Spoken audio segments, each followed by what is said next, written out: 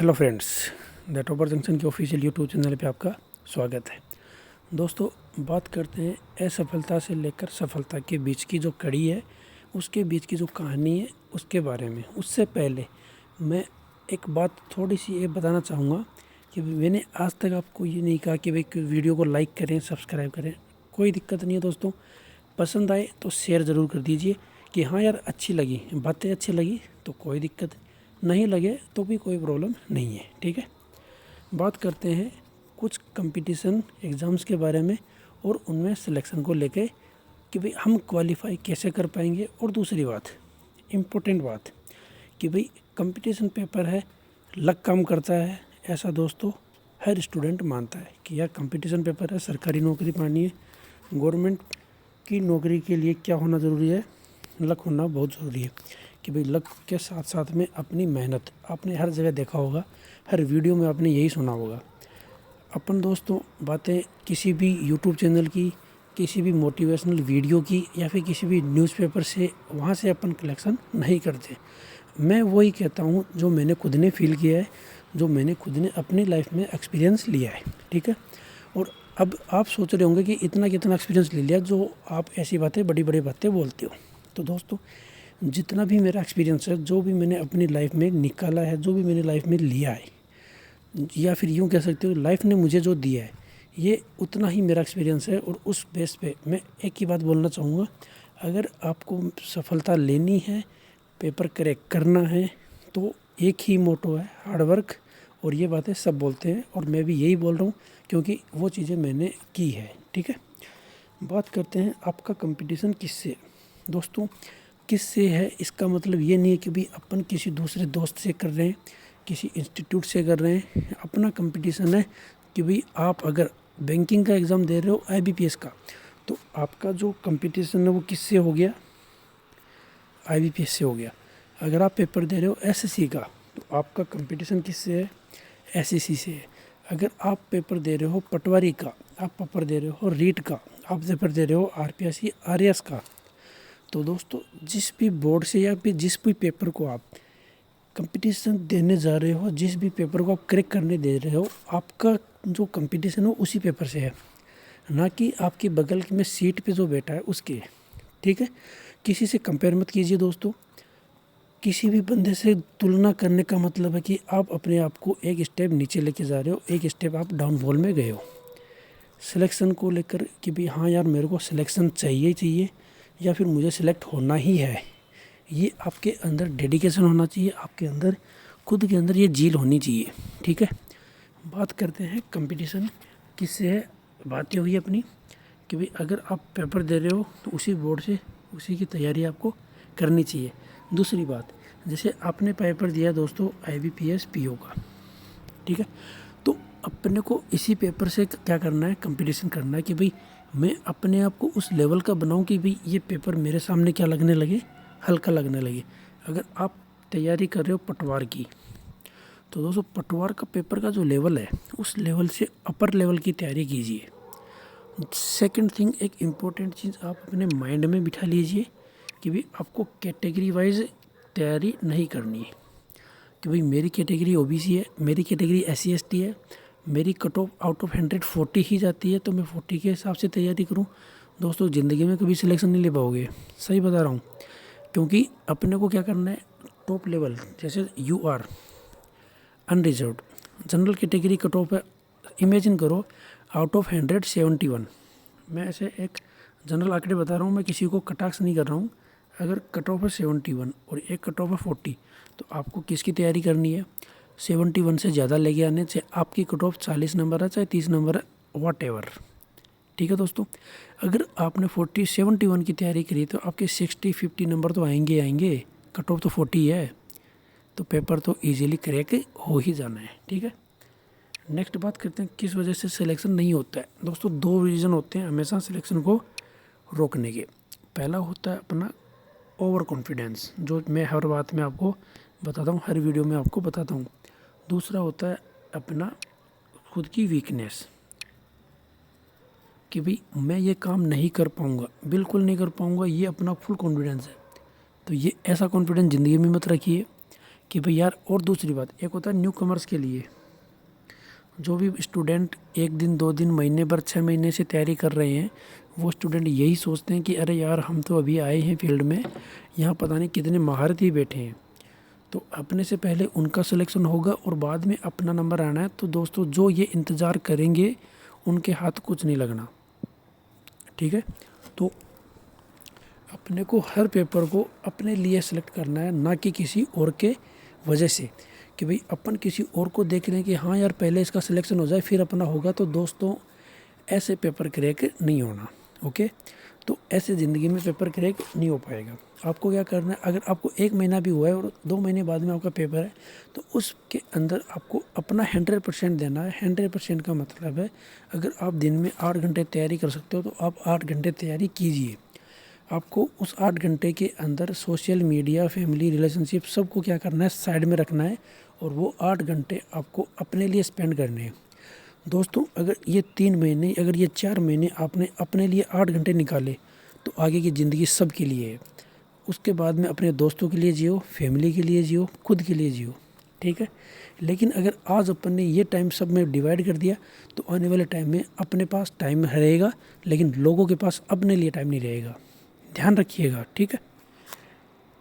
Next बात करते हैं सफलता की परिभाषा। दोस्तों एक बहुत इंपॉर्टेंट बात बताने जा रहा हूँ कि भाई आपने अगर कहीं देखा होगा भाई सफलता क्या होती है, यार अपन पता करते हैं क्या है। कुछ नहीं है दोस्तों, सफलता की डेफिनेशन मैं 0 मानता हूँ, सीधी बात है। और वो 0 क्यों मानता हूँ, क्योंकि आज आप यहाँ पे कोचिंग में बैठे हो, आप कहीं भी इंस्टीट्यूट में हो, आप कहीं भी ऑनलाइन क्लासेस ले रहे हो, तो आप क्या देखते हो, अरे यार वो सक्सेस है, अरे यार वो भी सक्सेस हो गया, उसका भी पेपर निकल गया, वो भी जॉब लग गया।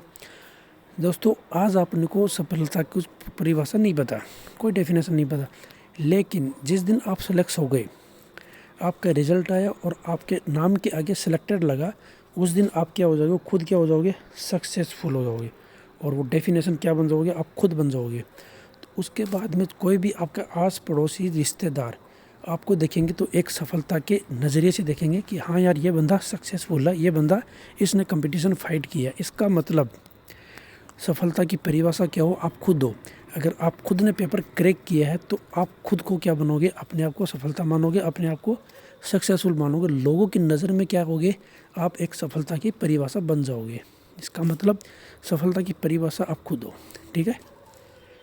नेक्स्ट बात करते हैं तो लगातार असफल होने के बाद भी सफल होने की, वो दोस्तों मेरी है। अब आप यूँ सोच रहे होगे कि बड़ी बड़ी बातें कर रहे हो तो आप सिलेक्शन क्यों नहीं ले पाए। अब भाई नहीं हो पाता। कई बार क्या होता है, अपन बहुत मेहनत करते हैं और इतनी मेहनत कर लेते हैं कि अपने लेवल से परे हो जाता है। अरे यार अब इतना ही हो पाएगा, अपने से नहीं हो रहा। और जब जिस दिन आपके माइंड में ये आ जाता है कि भाई मेरे से अब क्या होना है, अब नहीं हो पाएगा, अपनी तैयारी कंप्लीट है, अब मैं नहीं कर पाऊँगा। और दोस्तों वो एक मोमेंट होता है जब आप सिलेक्शन के क्या होते हैं, सिर्फ एक सीढ़ी नीचे होते हो। अगर आपने दोस्तों उस स्टेप पे आके क्या कर दिया, क्विट कर दिया, तो आप ये मान के चलें कि आपसे बढ़कर कोई भी बेवकूफ़ नहीं हो सकता। कि भाई हमने पूरी तैयारी कर दी, जी जान लगा दी, फिर भी पेपर क्रैक नहीं हो रहा, हमने 2 साल की जगह 4 साल वेस्ट कर दिए, अब नहीं हो पाएगा। और आप कट ऑफ से क्या हो रहे हो, 1-2 नंबर से पीछे पिछड़ रहे हो। और उस लेवल पे आके अगर आपने कट ऑफ, उस लेवल पे आके अगर आपने क्विट कर दिया, तो इसका मतलब है आप क्या हो रहे हो, सबसे ज़्यादा डिप्रेशन में हो रहे हो, ठीक है। मेरी कहानी ऐसी है कि मैंने दोस्तों लगातार पेपर दिए, लगातार कंपटीशन फाइट किया है, लेकिन क्या हो रहा है, प्री का पेपर नहीं निकल पा रहा। और उसकी रीज़न बताता हूँ दोस्तों, एक छोटी सी बात बताता हूँ आपको, टॉपर्स होने की। स्कूलिंग में टॉपर्स, 10th 12th कॉलेज, अब आए कंपटीशन में तो हमने क्या सोचा, अरे यार अपन तो टॉप लेवल के बंदे हैं, अपन तो पहले बार में क्या होना है, पेपर क्रैक कर देना है, ठीक है। टॉपर्स का मतलब हो गया, अरे यार ये पेपर। और दूसरी बात है कि अपन ने सिलेबस उठाया, सिलेबस देखा, अरे यार ये तो फिर दूसरा सिलेबस है, अपन निकाल देंगे इसको, तो कुछ नहीं है सिलेबस के अंदर। जैसे ही हम उस पेपर को देने गए, अपन ने पेपर क्रैक किया, अपन ने देखा अरे यार ये पेपर कुछ नहीं है, अपन ने अटैम्प्ट कर लिए। दोस्तों मेरी बात बताऊँ, मेरा पहला पेपर था एक बैंकिंग सेक्टर का, जिसमें 80 क्वेश्चन आते हैं और मैंने 75 करके आया था।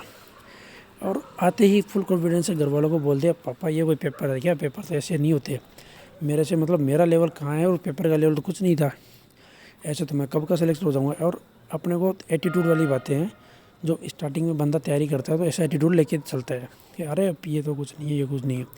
रिज़ल्ट आया तो मैं कट ऑफ के आसपास भी नहीं था, उस समय जो मेरे अंदर डिप्रेशन हुआ था, मैं वो सोच नहीं पाया कि मैं एक टॉपर्स बंदा हूँ, स्कूलिंग मैंने टॉप की है, कॉलेज मैंने टॉप की है, कंपटीशन में आके मैं फेल कैसे हो सकता हूँ। ईगो वाली बात है, वो ईगो हट हो गया।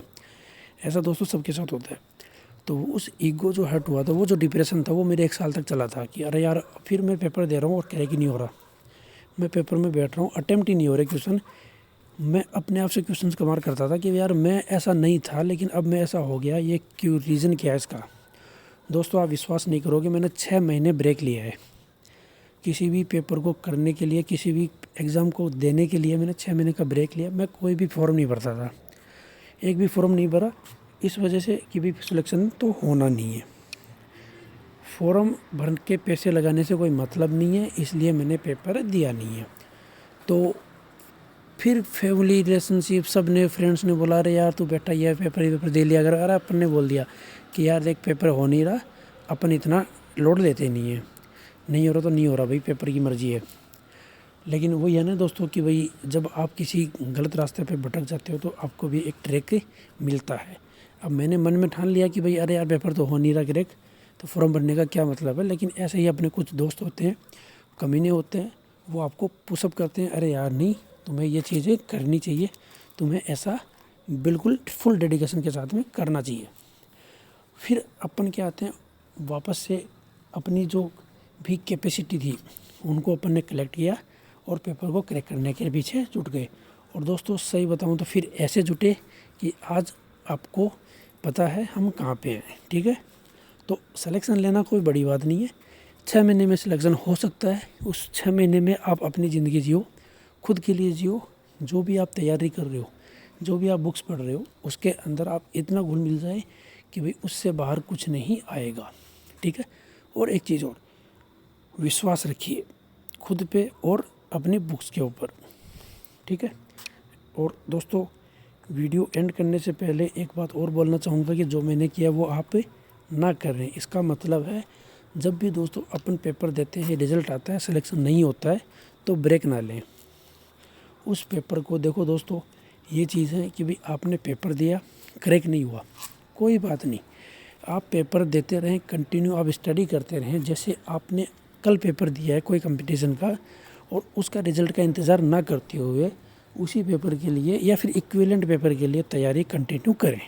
ठीक है दोस्तों, अगर 6 महीने और 1 साल के अंदर सिलेक्शन नहीं हो तो हरदीप सेन यहीं है आपके पास, आपके सामने। मुझे बताएं कि सर हमारा फिर भी नहीं हो रहा है, मैं आपके साथ हूँ। जब सभी सिलेक्शन किसी भी कंडीशन में आके कि भी डिप्रेशन में है, कुछ भी हो, तो आप मुझे डायरेक्टली कांटेक्ट कीजिए कि अरे यार नहीं हो पा रहा, अब क्या करें। उस समय हम बैठे हैं, सिलेक्शन कैसे नहीं होगा उसकी जिम्मेदारी हमारी। ठीक है दोस्तों, आज की वीडियो में इतना ही। अच्छा लगे तो लाइक कीजिए। Thank you very much.